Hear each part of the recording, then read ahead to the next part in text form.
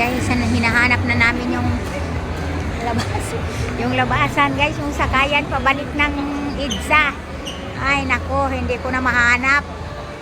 Ayan, sana ba kami naroon ito? Teka, magtanong ako kay guard. Saan na ba? Okay. Asan na? Nawawala na. Nawawala na kami guys. Saan na kaya kami narito? Baka sa Cavite na tayo nito sulpot. Day, baka pagtunga nato nito sa Cavite na pala.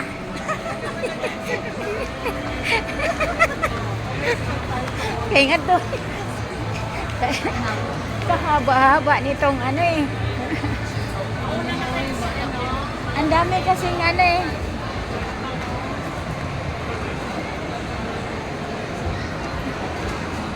Ayan guys. Kain ako.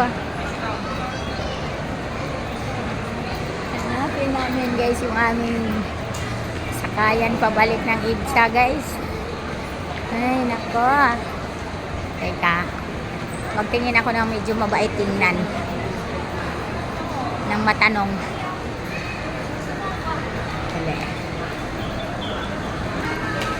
Guard, pwede magtanong?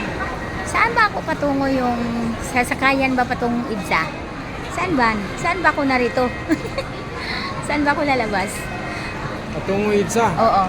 Dito ka mag-exit, tapos bababa ka sa gitna, nakarin mo papunta dito sa bilog. Oh, yung may bilog nga yung harap? Dito ka exit. Ah, dito. Pag doon kasi malayo na. Oo. Dito kasi north, Oh, yung... kabila south. Ha? Exit ka dyan, tapos may hallway pag ganon. Pagdating sa mga ano, makikita mo yung mga parking, makikita mo Oh, yung bilog. may sakayan ng mga jeep. Bababa ka doon sa kabila, tapos nakarin mo papunta doon sa may bilog. Nandun yung bus. Ah, sige, salamat. Oh, yan. Kasi nga, nun kanina doon,